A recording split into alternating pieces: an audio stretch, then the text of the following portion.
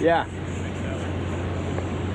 That's what you call, That's touch him up. that's barrel him up, right? Barrel it up right there. That was sweet, brother.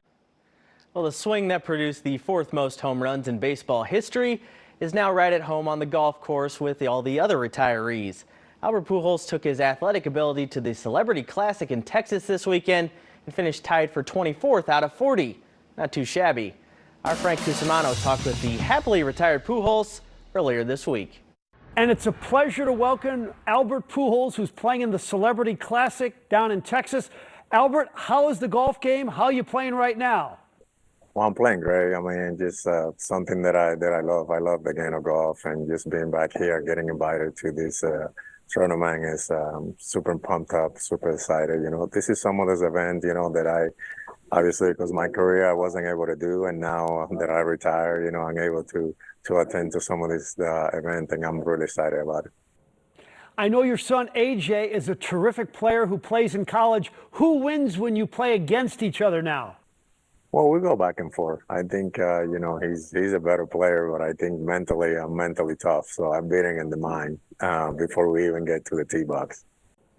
So, Albert, you're used to playing in front of the world in baseball with everybody watching you.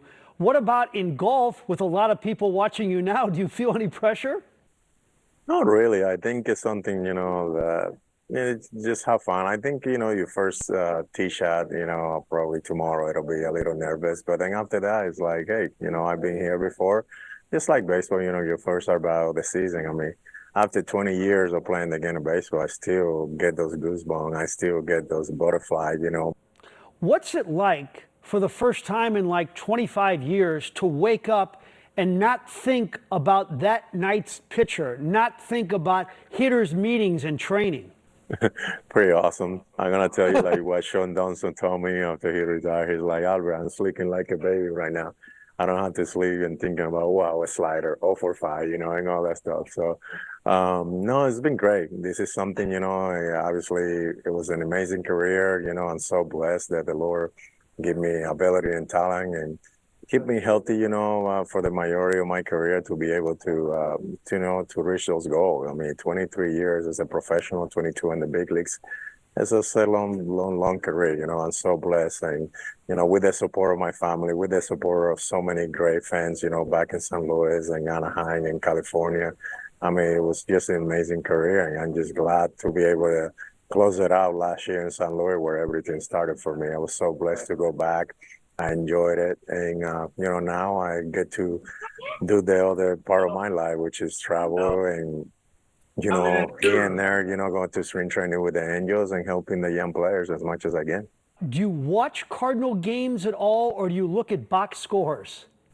No, to tell you the truth, Frank, I haven't sit down and watched a baseball game probably since, you know, the postseason last year. I don't. I think, and that's something that you know, when you play the sport, it's like, it's not that I don't have the time. It's like, oh, I'm not interested about it. But I mean, I watch the highlight here and there. You know, obviously they have a slow start, but I think they're gonna put things together. They have too many great players and too many talent, you know, in that clubhouse not to figure out. And I know people in St. Louis probably are panic. You know what happened with the Cardinals. I mean, guys, this is only 15 games into the season. I mean, you still got 5.5 months, and I think they're gonna put it together. You know, the amazing thing about your season, and you mentioned this on Albert Pujols Day, you said there was a time during that season where you thought maybe I shouldn't be playing.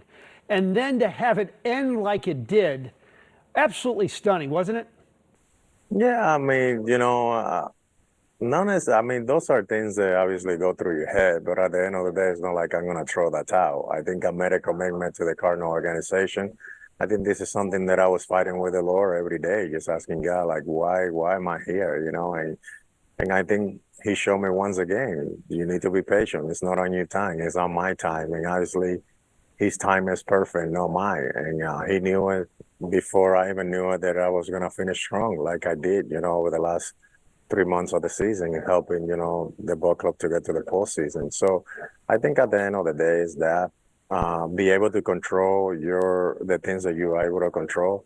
I guess okay, to get frustrated a little bit in this game, but I think at the end of the day, I was able to make the adjustment. I was able to get the at-bats that I needed, was playing more constantly in the game, and I was able to have the success. Final thought, what would Albert Pujols most like to be remembered for? Just a great, strong Christian guy that loves the Lord, and just use the talent to play the game of baseball, but most important, give back to the community, because at the end of the day, I think we all have responsibility on giving back, and that's something that I'm able to do through the Pujols Family Foundation, which I'm blessed to have a great group of people that a great team that honors that.